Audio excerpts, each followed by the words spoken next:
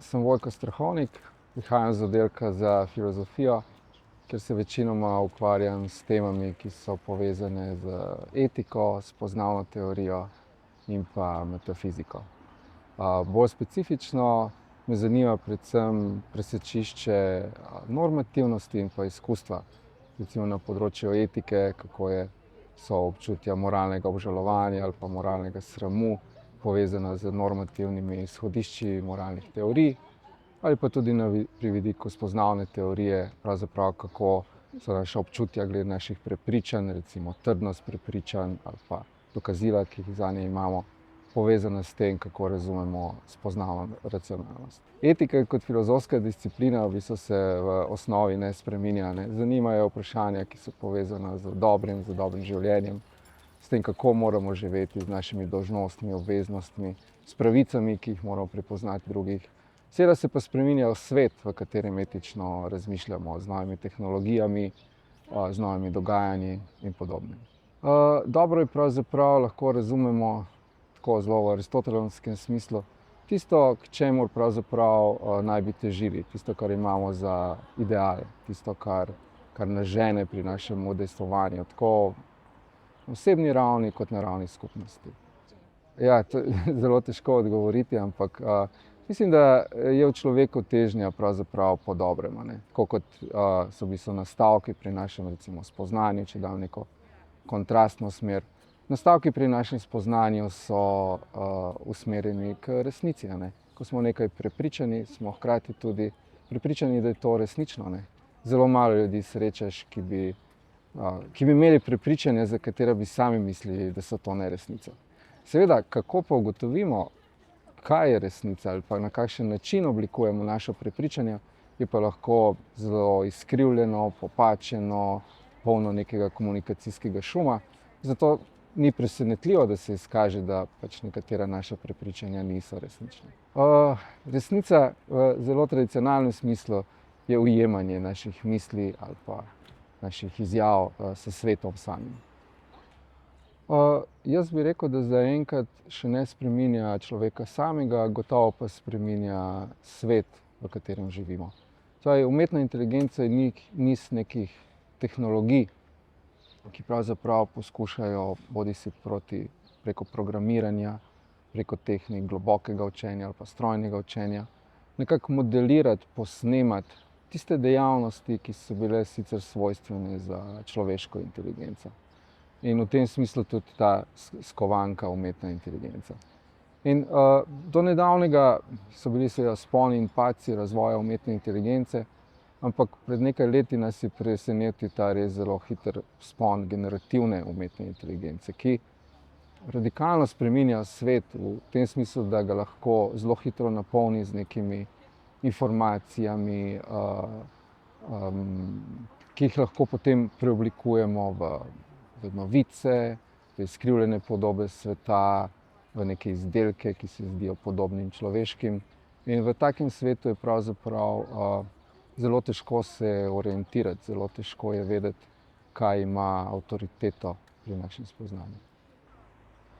Trije največji izzivi so, če se omejim bolj na področje umetne inteligence, je najprej sploh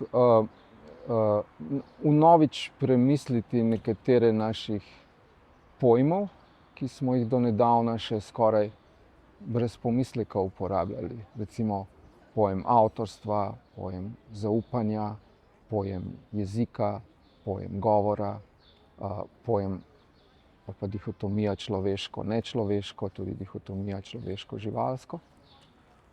Druga je, kako pravzaprav podati neke smiselne rešitve za področje umetne inteligence, da bi bila ta usmerjena k služenju človeštvu.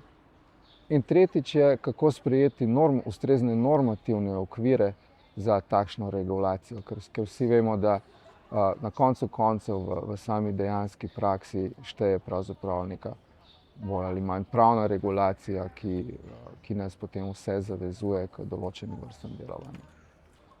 Jaz bi rekel, da vsekakor filozofija. Filozofija stremi na kritično mišljenje sloni na tem, pravzaprav, česar z umetno inteligenco skoraj ni mogoče modelirati ali pa posnemati. Se pravi, neke izvirne argumentirane misli. A ne. To, kar je umetna inteligenca, sploh ta generativna, zmožna narediti, je podati neke opise, podati razlage na tisoč in en načinov, ni pa zmožna še izvirne misli in pa preskoka. Seveda pa hkrati z vsem tem celotno humanistiko kot tako, ki pravzaprav se postavlja kot nek protipol temu stremenju k umetni inteligenci. Posebej zato, ker pravzaprav celotno polje humanistike je po večini takšno, da ne sloni nujno na analizi podatkov. Se pravi, na neki dejavnosti, pri kateri je pač umetna inteligenca izjemno dobra in nas v veliki večini presega. Tudi če se ukvarja s podatki, tudi če se ukvarja z gradivom, humanistika ni nikoli zgolj neposredno preračunavanje, štetje, organiziranje takšnih podatkov, ampak je iskanje smisla v podatkih. In smisla v podatkih iskanja smisla v podatkih pa zaenkrat umetna inteligenca še ni zmožna. Prav tako ne to, kar je v bistvu od nekdaj že temeljna domena humanistike, to je tvorba novih pojmov, ki nam omogočajo živeti v svetu. Vsi pojmi, ki jih umetna inteligenca danes pozna ali pa uporablja, so pravzaprav pojmi, ki smo jih ljudje že izumili. In tudi v prihodnje smo mi tisti, ki jih moramo izumiti.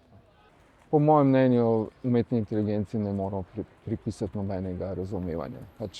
Razumeti jo moramo kot orodje, ki zelo dobro deluje pri nekaterih nalogah, ki nam lahko pomaga, zaenkrat pa ni zmožna razumevanja. So sicer hipoteze, da naj bi ti veliki jezikovni modeli imeli neko reprezentacijo, neko podobo sveta, ki naj bi jim omogočila razumevanje, ampak v bistvu,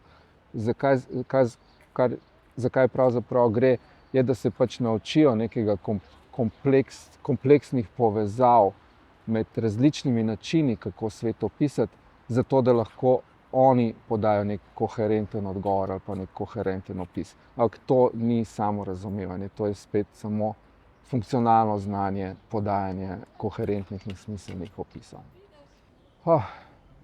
To bi se zelo težko odločil. Meni so blizu predvsem v zadnjem času teorije, ki poskušajo na novo osvetliti pravzaprav prostor, v katerega smo postavljeni drug za drugim. Tako da mi je zelo blizu, recimo vsaj zadnjih let, ta teorija spoznavne pravičnosti. Se pravi, kako drug drugega razumemo kot nosilca vednosti, nosilca znanja, nosilca informacij, kako se izognemo različnim pristranskostim, neenaki obravnavi in kako pravzaprav razumemo skupine, ki nam morda niso tako blizu ali pa so bile izključene ali pa potisnjene na rob, ker pravzaprav tudi niso imele prostora za oblikovanje pojmov, da bi razumele ali pa posredovale svoje izkustvo.